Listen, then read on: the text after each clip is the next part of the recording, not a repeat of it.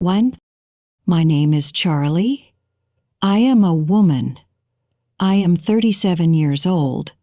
I have blonde hair and blue eyes.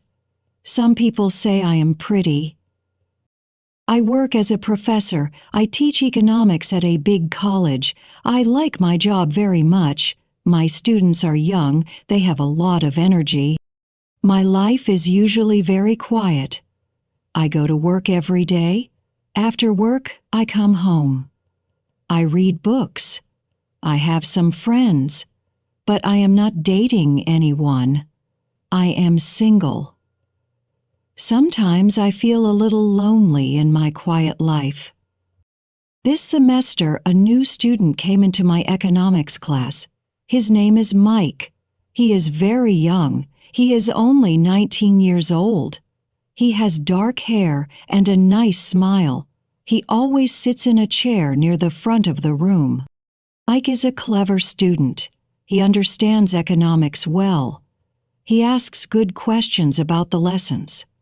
But sometimes I see him looking at me. He looks at me when I am teaching. He looks at me when I am writing on the board.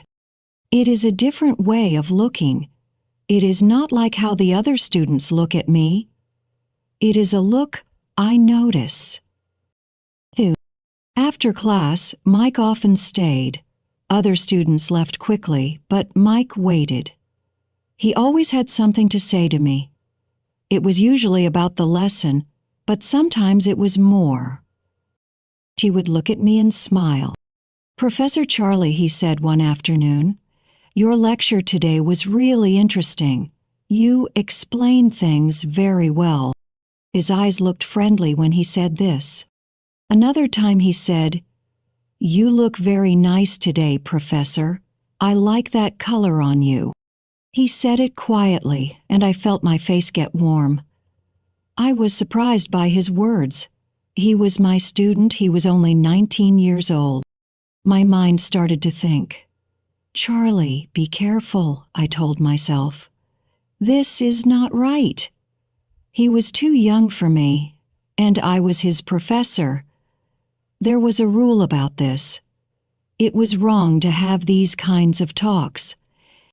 When he tried to talk about things that were not economics, I tried to stop him. "Mike," I would say, making my voice sound strong, "do you have a question about the lesson? We should talk about economics." I wanted to be professional. I needed to set a clear line. I told him, "My personal life is my own, Mike, and yours is yours." I tried to show him that our talks must only be about college and lessons.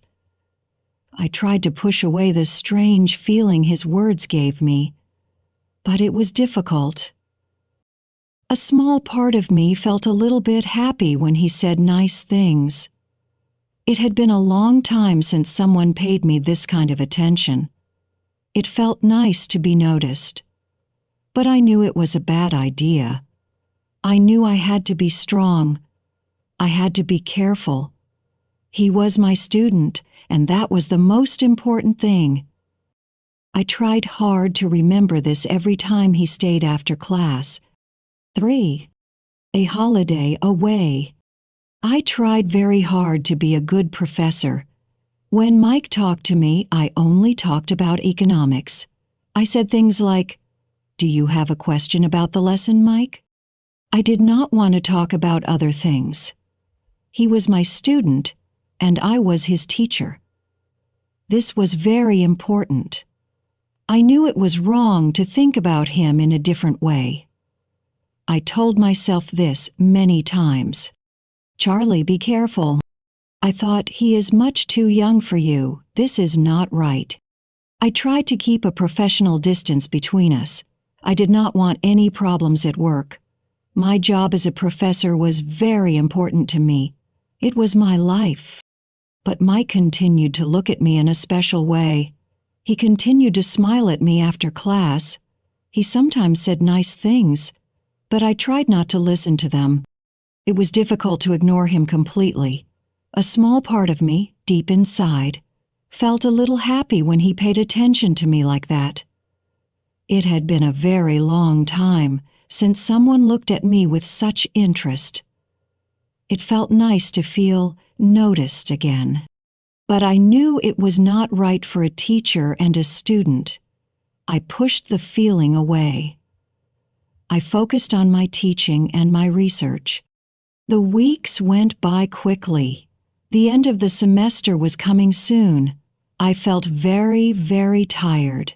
Teaching is hard work, and this semester felt harder than usual. I needed a break from everything. I needed to get away. From college, from the city, from the difficult feelings I had sometimes. I wanted to forget about work for a while. I wanted to rest and relax.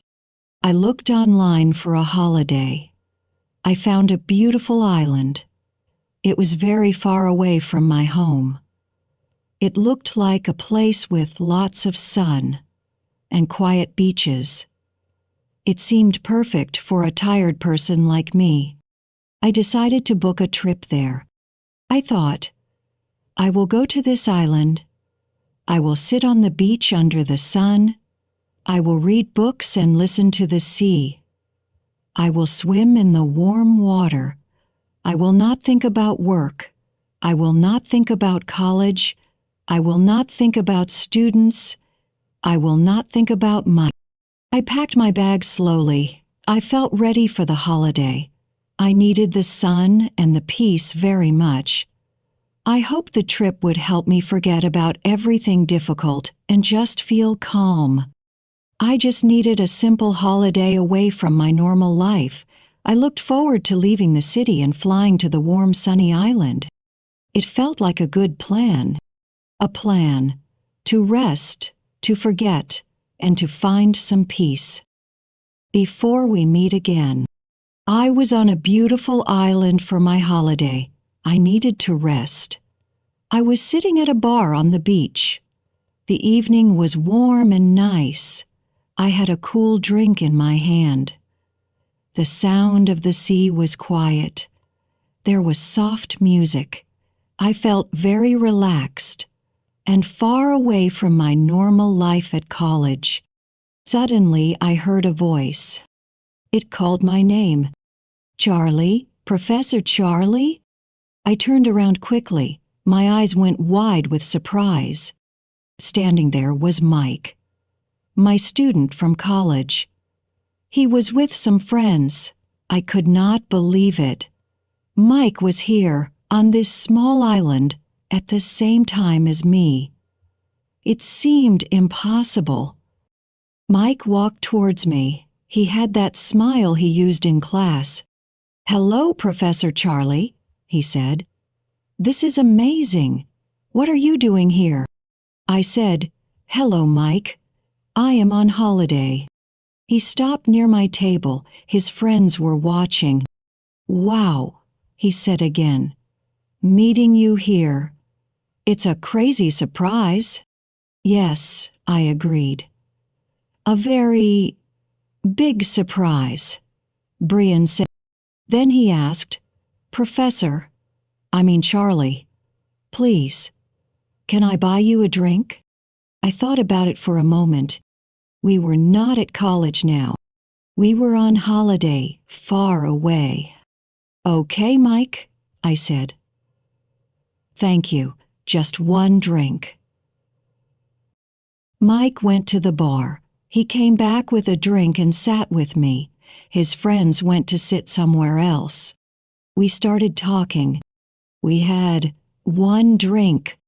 Then we had a second drink. Then a third. We did not talk about economics, my job, or college rules. We talked about our lives.